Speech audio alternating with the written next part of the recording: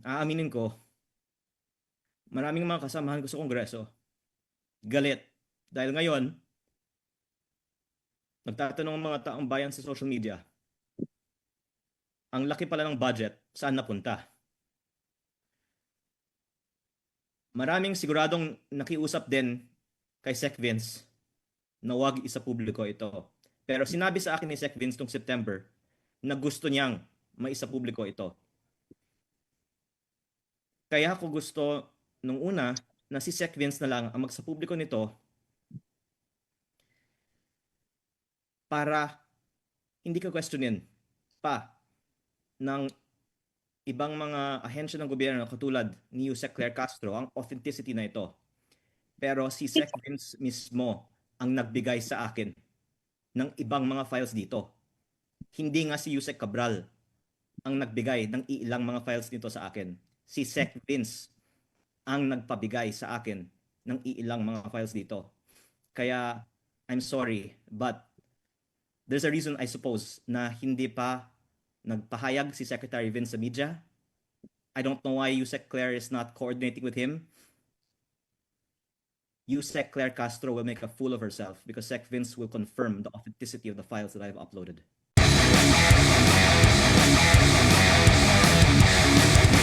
And for the record lang, sir, meron po bang, ano po yung mga nakita ninyong irregular dito sa mga inilabas po ninyong dokumento? Marami po ang pwedeng talakayin tungkol sa mga dokumentong ito. Pero ang siguro basic fact is, walang dahilan na hindi tayo transparent sa budget allocations ng ating mga distrito. In fact, some of this data is publicly available, including magkano yung budget na nasa gaan naman ng bawat distrito. Pero yung public data na yon na hindi pinipresenta on a per district basis alone ay surprising sa iilang mga mamamayan kasi ganyang kalaki pala ang nakukuha ng kani-kanilang mga distrito. Ang nakita kong reaction sa Facebook. 3.5 trillion pesos ang DPWH budget ng 2023 to 2026. Ang mga nakukuha ng mga distrito umaabot sa 50 to 60 billion pesos during that time period. Ang mga average siguro, kung 3.5 trillion divided by 253 districts, ay mga nasa 15 billion pesos. At sana napupunta sa magagandang mga proyekto ang 15 billion pesos per district DPWH budget. Pero ang hindi public sa mga files na ito, ang datos kung sino ang nagpro-propose ng mga proyektong ito. At ang isang terminology na na-introduce sa recent discussions surrounding the budget system of Yusek Cabral ay ang term allocable. So ayon sa mga files na ito, 401.3 billion ang allocable budget sa taong 2025. At ang non-allocable o outside allocable ayon sa files na ito ay nasa mga 600 plus billion pesos.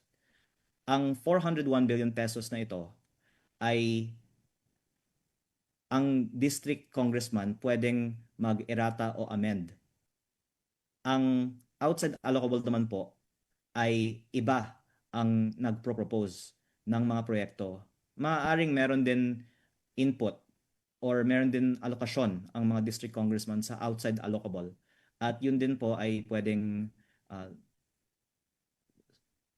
ipaliwanag ng DPWH paano dinidecide yung proponents para sa outside allocable. Pero para sa very short appreciation ng publiko, ang magandang tignan nga po ay magkano ang allocable budget ng bawat district representative at tanungin paano ni Yusek Cabral kinompute ito.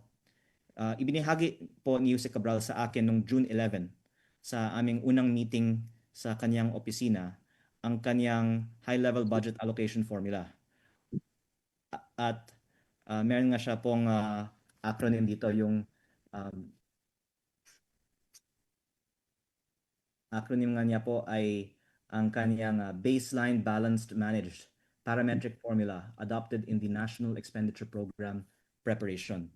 Pero ang lumalabas ay hindi naman ayon sa populasyon, land area o pangangailangan ang budgetary allocation kasi may ilang mga distrito na napakalaki ang alokasyon kahit na mas maliit ang kanilang populasyon kaysa sa mga malalaking distrito na malaki ang pangangailangan pero maliit ang alokasyon.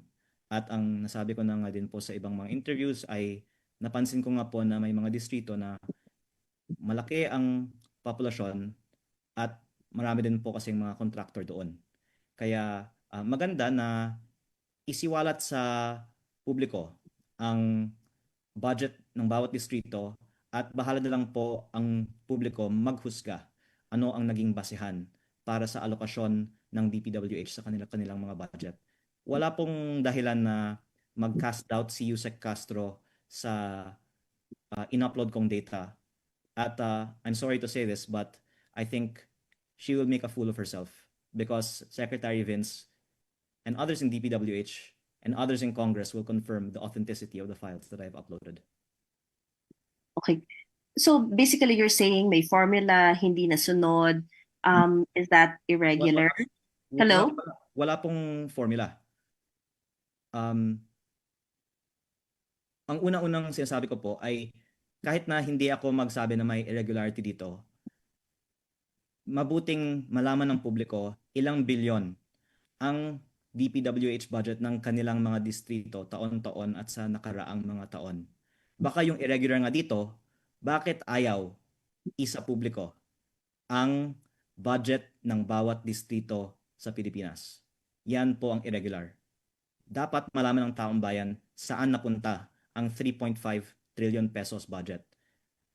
Kahit sino na magbibigay ng kanilang opinion, sa tingin ko naman wala naman mag-argue against the need for transparency on the per district budget allocation. Yes, we agree on the transparency, but I just mean, So meron po ba kayong plan? yung irregular po sa akin is actually not the data. It's more the reaction na parang hindi pa nga nila isinasa sa publiko ang kanilang available na budget data. Naglabas lang ako ng budget data tapos ganito po ang kanilang reaction. And all this time, until I brought it out, at ang data na ito ay nasa kamay ng napakaraming mga miyembro ng Kongreso at DPWH din, itinatago pa ang available naman pong data tungkol sa DPWH budget per district. Okay. So just to clarify, sir, are you seeing that this is just for transparency and you're not seeing any irregularity? Ang ICI at Ombudsman ay gumagawa ng mga investigasyon pa tungkol sa mga irregularities. Linking, for example, the proponents of projects to the contractors who are eventually awarded the projects. The budget data is a starting point. There might be some cases where prima facie, the proponent is linked to the contractor and that is an irregularity. But in other cases, there might have to be some further research on if there is a relationship between the proponent and the contractor, and maybe AMLAC can help find out if there was a financial transaction behind the insertion. But I think the most irregular thing here is bakit itinatago all these years yung budget per district data ng DPWH. At babanggitin ko lang din po na nung September, sinabi ni Sec Vince, isa sa publiko niya ito. Marami pong nagtatanong sa akin, bakit ko hindi ito isinapubliko nung September pa? Kasi sabi ni Sec Vince sa akin na isa sa publiko niya. Aaminin ko din po, marami sa Kongreso, nung sinabi ko gusto ko mag-privilege speech para isa publiko ito, nakiusap sa akin na wag isa publiko ito. Kaya mas gusto ko sana na si Sec Vince na lang ang magsasapubliko nito para hindi ako ang sisisihin ng ating mga kasamahan. Kahit hindi po ako kasama sa kwento, gusto ko lang lumabas ang istorya na to.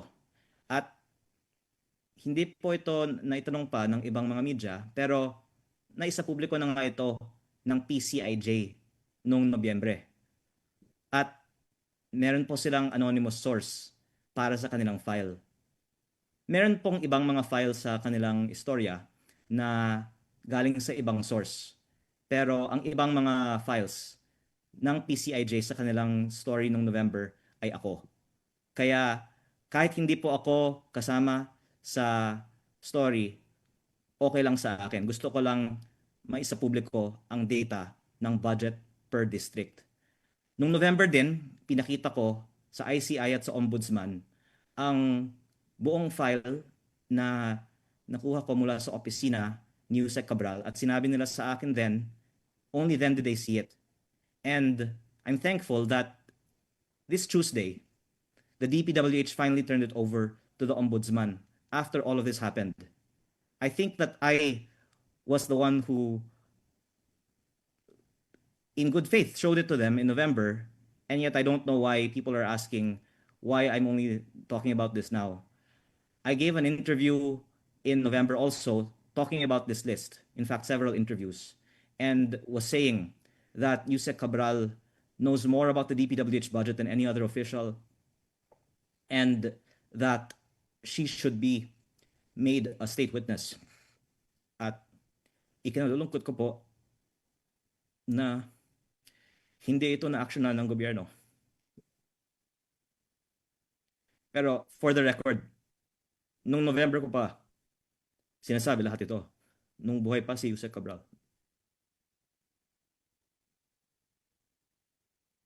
Okay, thank you po.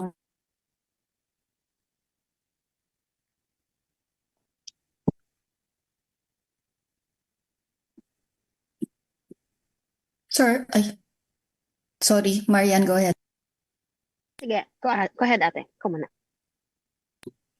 Sir, itatanong ko lang yung in-upload nyo na 2023 to 2026 data. Meron din bang irregular doon? Again, yung irregular, bakit hindi ito inilalabas after all these years? Ang taong bayan ay may karapatan na malaman saan napunta yung 3.5 trillion pesos. Pero aaminin ko, maraming mga kasamahan ko sa Kongreso galit dahil ngayon nagtatanong ang mga taong bayan sa social media, ang laki pala ng budget, saan napunta? Maraming siguradong nakiusap din kay Sec Vince na wag isa publiko ito. Pero sinabi sa akin ni Sec Vince noong September na gusto niyang maisa publiko ito. Kaya ako gusto nung una na si Sec Vince na lang ang magsapubliko nito para hindi ka questionin pa ng ibang mga ahensya ng gobyerno katulad ni Yusek Claire Castro ang authenticity na ito. Pero si Sec Vince mismo ang nagbigay sa akin ng ibang mga files dito. Hindi nga si Yusek Cabral ang nagbigay ng ilang mga files dito sa akin. Si Sec Vince ang nagpabigay sa akin ng ilang mga files dito. Kaya I'm sorry, but there's a reason I suppose na hindi pa nagpahayag si Secretary Vince sa media. I don't know why Yusek Claire is not coordinating with him.